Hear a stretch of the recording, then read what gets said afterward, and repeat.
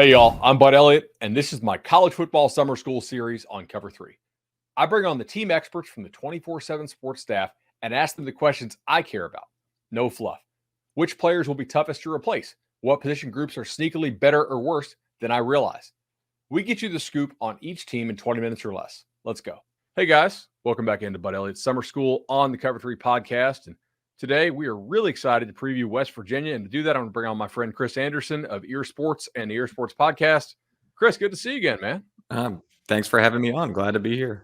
Absolutely. So, went back and listened to last year's episode. There was some excitement and some skepticism on the season. A decent step forward was expected. Instead, the Mountaineers went 5-7. They were 3-1 in one-score games, so maybe kind of lucky to be 5-7. One of the worst teams in the Power Five. What were the main reasons why it just all fell apart? Well, I think the reason there was some excitement was the previous 3 years, the issue was the offense. The defense had been excellent, and they had, even with turnover, figured things out on defense. They had a good pass rush, good pass defense, everything, one of the tops in the country. On offense had been the problem, but everybody kind of assumed last spring that that was being fixed. You bring in Graham Harrell as an offensive coordinator. You bring in JT Daniels, a former five-star quarterback. You have a stable of running backs. You have all your returning receivers. You have most of your returning linemen. One might think the offense would be good, and it just wasn't. It didn't pan out. Offensive play calling was a little questionable. JT Daniels didn't live up to the hype. He started off strong and kind of faded off there for a little bit, and that was the end of it. And then once injuries and transfers started piling up on defense, that side of the ball fell apart too. And yeah, things got ugly. And you're right. I think you could argue they were lucky to be 5-7. So last year, starting with that offense, with the excitement of Graham Harrell, and you had JT Daniels, like you mentioned, 32nd in SP Plus. Bill Connolly's power rating there is not. It's not terrible. It's just not probably what I think a lot of us expected. And I think the style of how it turned out was really interesting. I mean, the run game was far more efficient than the pass game was, which is not what I think when I think air raid Graham Harrell. And across the board, offensive explosion was a huge issue. Like when they scored, it was almost always they earned it, and had to go on these long sustained drives. Is Harrell still the play caller here, or is Neal Brown taking that back? What's going on there as far as that and the offensive explosion? Yeah. So once the season came to an end, Harrell kind of saw the writing on the wall that things weren't working out there. He moved on to Purdue, where he'll be the offensive coordinator there. And Brown promoted Chad Scott, running backs coach, who is, believe had the title, had run game coordinator, and was involved. And I'm glad you asked about the play calling, because that's been the subplot of the spring was, are you going to Neal Brown in what is, you can certainly argue a make or break year for him, going to hand over the play calling, something you've been known for most of your coaching career, to a first-time play caller. Put your fate in the hands of somebody else, a rookie play caller. And Neal Brown did not answer that question this spring. He kind of avoided it, said that they would evaluate it, and then amazingly made things even more, complicated or mysterious by saying after the spring game that he had even let quarterbacks coach Sean Reagan call some plays this spring. So I don't know if he's just trying to throw people off the scent. Ultimately, I believe it'll be Neal Brown taking back the reins, but there has been no clear-cut answer officially in Morgantown. That to me, that intuitively makes sense, right? Not that I want to get into all the hot seat talk, but with the new AD, it's hard to see Neal Brown as the long-term guy there if they have another terrible year. And like Malzahn used to do whenever he was in trouble at Auburn, like, all right, it's an odd numbered year, so I'm calling the plays. It's an even numbered year, so we're going to say somebody else is going to call the plays. Regardless of who calls those plays, am I right to assume that Garrett Green is going to be the quarterback? Yeah, they made anything official yet. And Neal Brown has said that the competition is going to continue into the fall between Green and Nico Marchio, who was a freshman last season, who stepped in when Green got hurt and helped finish the year with a win. Everything I've heard and what little we were allowed to see during spring ball, Garrett Green seemed to be quite a bit ahead of Nico Marchio. And in the spring game, again, it was clear that Green was playing better, at least in that environment. So I think that is going to be the ultimate answer, but I don't think you'll get anything from Neal Brown or West Virginia until mid-August, probably. I'd be really curious to see if they use Nico in sort of like a wildcat goal line package. Just from remembering him as a high school recruit, guy was a wrestler and he's kind of thick and Yeah. that could like he could be good down in the low red zone. Yeah, he was productive when I mean, the offense wasn't pretty when he was in, as one would expect with a true freshman kind of being thrown in, last minute like that, but he was able to kinda, as you alluded to earlier, kinda grind things down, use his feet and some short passes and stuff, and got the ball down the field. So, at the beginning of spring, I thought, does it really matter which one of those guys is gonna be quarterback? Because they both seem fairly even. I was more interested in what the offense was gonna be rather than who was leading it, but I do think Green's slightly ahead, but they can't go wrong with Marchio either. So the top three pass catchers are all gone, which normally I would have a lot of concern about, and maybe I still should, but like we said, they really failed to hit explosive plays last year at a disturbing rate. Should I be worried about these top three pass catchers being gone? How do you see this room shaking out, Chris? I don't the departures, not so much would bother me. I mean, again, those guys were solid players. Like you're I think I've said multiple times last year, the issue with West Virginia's receiving core was they had several number 2 receivers and no alpha receiver. This year, we'll see. I think, they're trying to hit the portal hard. They added Devin Carter from NC State, and he looks every bit as good as Bryce Ford Wheaton was, maybe better, but I think he comes with a lot of the same question marks that you had with Bryce Ford Wheaton. It was like, this guy is a physical freak. This guy looks like he should be Calvin Johnson, and instead is, season with 500 yards. And, again, not terrible, but you're kind of thinking should be better. And West Virginia had it in. They feel good about him. He clearly showed that he could be the guy in this passing offense. But who's after that? And I think that's the biggest problem because they have a couple of junior college guys from last year who didn't do much last season and were hit or miss this spring. They tried to add more via the transfer portal, just lost another one in Jalen Ellis, who was verbally committed and flipped to Colorado.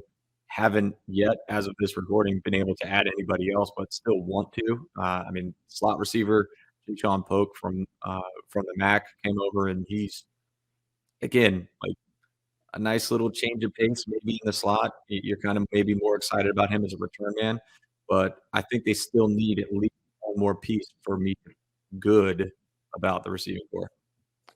For sure. Offensive line, you feel relatively okay about?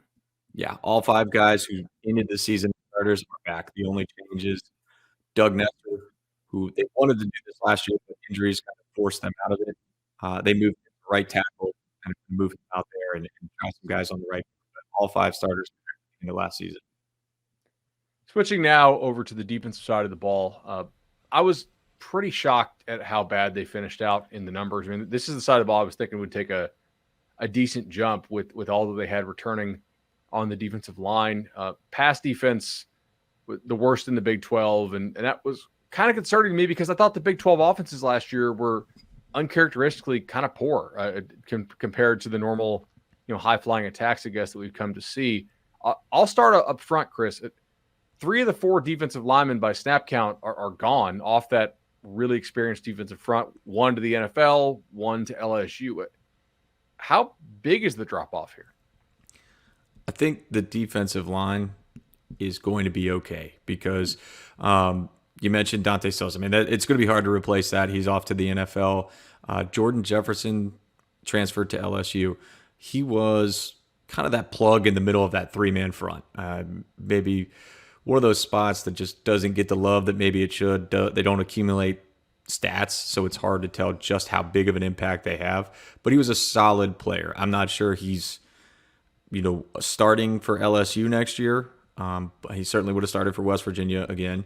But that's a loss, but I think they've somewhat replaced that in the form of Mike Lockhart, who was a transfer from Georgia Tech and played sparingly last season for West Virginia. Devon Hawkins, who was originally began his career at Kentucky and then transferred down to the FCS and became all conference and is a disruptive force. So he's bounced back up to FBS. I'm interested to see how he does. He looked the part this spring. And then Sean Martin took over the starting job from Taj Alston, the other defensive lineman who left for Colorado. So he had already kind of taken over that spot, and Alston was already a backup by season's end. So I think you're still good there. But the defensive line, not my concern. I think at the secondary where they've added a ton via the transfer portal, just a ton of players, a ton of snaps, a ton of experience, but you're throwing it all together all at once and hoping it all sticks. And that's asking a lot of different parts. I was gonna go there next for sure. With the defensive back room, I mean, I don't get to watch every West Virginia game in detail like you do, but I look at the snap counts from last year. They played a ton of guys in the secondary. It makes me wonder, like, were they more injured than I think the National College Football fan might realize? Because I don't usually see this many guys getting snaps. So it began, 15 snaps into the season opener. Charles Woods, who was preseason All Big 12, was one of the highest graded corners in the country by Pro Football Focus the previous season, got hurt. And he had that tough sprain that Tua had a few years ago for Alabama, where he had that special surgery, came back a month later.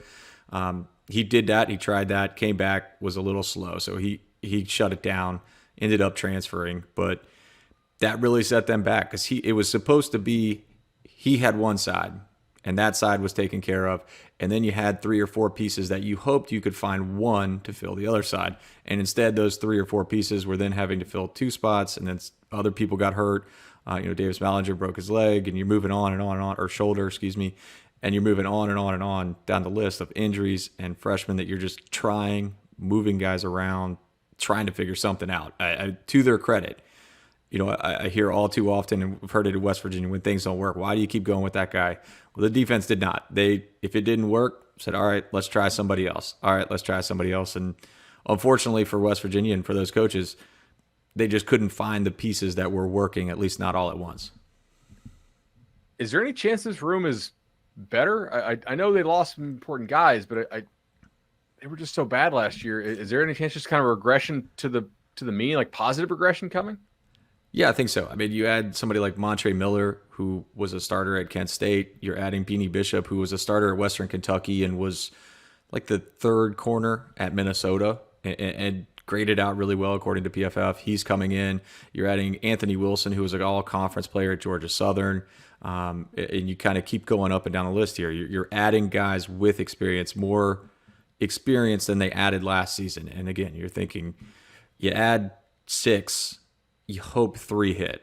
And if you can do that, then you're going to be all right. And as the coach has said, and it's something that I was saying during the season last year, it's not like these coaches forgot how to coach, because of all the coaches on the coaching staff, that defensive side, again, for 3 years, all the turmoil, all the transfers, all the turnover, they still had a great defense at West Virginia up until last season. So I think that group as a whole is primed for a little bit of a bounce back this season. So this would be a pretty big flip, but is there a reasonable chance that the defense is better than the offense this year, or do you still see the offense being better than the defense? Can I say they both end up mediocre? Is that sure? I mean, that's still a pretty big swing. 32nd and 108th. Like if they get to, I don't know, 40th and 40th, that's still improvement. Yeah, I don't want to be the West Virginia guy that's too big of a downer on his team, but 40th might be a stretch. We'll go 60th and 60th here, or 50th and 50th. But yeah, I think they're both it's both going to be different, because it sounds like on defense they're trying new things. They're adding guys, and all spring it was, hey, who's playing this Will linebacker? Like, you don't have somebody there, but you have multiple spears, and it seems like there's going to be, instead of a specific formation, like a standard, hey, this is a 3-3-5. It's just going to be various kind of sub formations and groups that go in for different things. They don't stick to one starting lineup. So I'm interested to see how the defense and this offense, which is going to be apparently entirely new with a running quarterback and option and all that stuff. This is maybe the year where we know the least about a West Virginia team in quite some time. Very interesting. So a couple more here, and we'll get you out here. Really appreciate Chris Anderson of EerSports.com, also the EerSports podcast. You guys, definitely check them out. They do the absolute best West Virginia work anywhere. I mean, just I check them out all the time. Sometimes I comment, but I'm always reading. They're in my feed. So last year they brought in Parker Grothaus to do kickoffs, and this one kind of caught my eye because I was going through my notes from last year. They were terrible at kickoff efficiency in 2021, and they were still like bottom 20 in the country in 2022. I know this is super in the weeds, but it's summer school. So if you're watching these at home, you're probably a total sicko like me. Is there a reason to think kickoffs could be better? Because like the defense will be better if the opponent's not constantly starting at the 35. Yeah, that was another point of contention because we made the argument, and I think maybe you and I discussed it on here that, wait, you're using a scholarship on a kickoff guy. And it's, yeah, if it's like your 85th scholarship, I'd rather have a 1-year guy that's going to actually do something for this year than roll the dice on, a guy that maybe does something 4 years down the road. And you know what's funny? They're doing it again. They added Michael Hayes from Georgia State, who is coming in to be the kickoff guy. They gave him a scholarship, transfer scholarship, kickoff guy. Now, he is going to compete for the place kicker job as well, but right now he's got that kickoff spot lined up. And unlike Parker Grothaus, he does have a history of, I think he was one of the tops in the country last season on getting it into the end zone, just touchbacks. And I think that's what drove West Virginia fans crazy, was because Grothaus could get it into the end zone for a touchback, but it seemed like West Virginia always wanted to try. They tried to get cute with it, I think, was the issue. And let's try to pin it into the corner at the 3 and make them do something. And they just couldn't do that well enough. And it ended up, kick out of bounds here, or oops, you kicked it to the middle instead of to the left, and now your coverage is messed up, so they're getting a good return. And I think maybe this season with Hayes' leg, you just say kick it in the end zone and forget it and just go from there. Chris Anderson, EerSports, EerSports.com, EerSports Podcasts. Appreciate you coming on. Learned a whole lot about the Mountaineers today, and we'll have to have you back on Cover 3 before the season. Hey, thanks for having me on. Appreciate it.